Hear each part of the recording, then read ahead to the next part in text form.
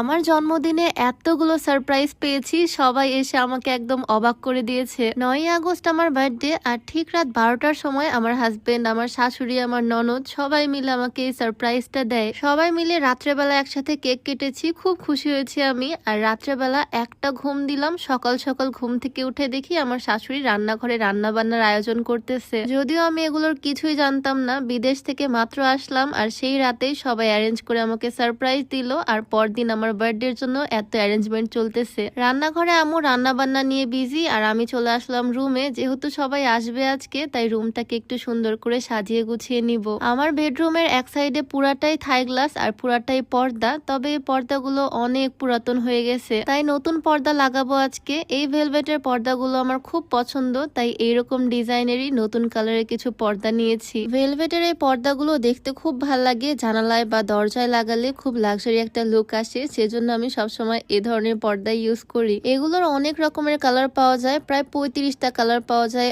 অনেক রকমের কাস্টমাইজ কালারও তারা দেয়। তবে আমার মনে হলো এইবার গোল্ডেন আর মেরুনের মধ্যে একটা কম্বিনেশন রাখি। আমার খাটটা গোল্ডেন আর মেরুনের মধ্যেই, সেজন্য আমি ম্যাচিং করে এবার পর্দাগুলো নিছি। এর আগের বারও আমি ভেলভেটের পর্দাগুলো টিএইচও টেক্স ব্র্যান্ড থেকে নিয়েছিলাম, এইবারও সেখান থেকে নিয়েছি, একদম বিশ্বস্ত একটা পেজ। তোমাদের পছন্দ অনুযায়ী তোমরা চাইলে কালার কাস্টমাইজ করে নিতে পারো। শুধু পর্দা না, যে কোনো ফার্নিচারের জন্য কভারও চাইলে নিতে পারো। তবে নকল পণ্য কেনা হতে সাবধান থাকবা। তাদের অরিজিনাল পেজটা আমি ক্যাপশনে ট্যাগ করে দিব, আর তাদের ইমো হোয়াটসঅ্যাপ নাম্বারটাও স্ক্রিনে দেওয়া থাকবে, তাদের সাথে যোগাযোগ করে অরিজিনাল পণ্য নিয়ে নিতে পারো। যাই হোক, আমার রুমে পর্দাগুলো লাগানোর পর কিন্তু বেশ ভালো লাগতেছে। নতুন পর্দা লাগানোর পর রুমের লুকটাই একদম চেঞ্জ হয়ে গেল। নতুন নতুন পর্দা লাগিয়েছি, সুন্দর একটা হোয়াইট কালারের বেডশিটও আমি পেরে নিলাম। এখন তো বেডরুমটা দেখতে দারুণ লাগতেছে। এই ভেলভেট পর্দাগুলো কিন্তু আসলে অনেক সুন্দর, তাই না? তবে পরে যদিও আমি বেডশিট চেঞ্জ করেছি, হোয়াইট বেডশিট রাখিনি। কাজ করতে করতে দেখি আমার মা এসে হাজির আমাকে সারপ্রাইজ দিতে। এত খুশি হয়েছি আমি। সেই লাস্ট বিদেশে যাওয়ার আগে মায়ের সাথে দেখা করে এসেছিলাম, আর আজকে আমার বার্থডের দিনে মা এসে আমাকে সারপ্রাইজ দিল।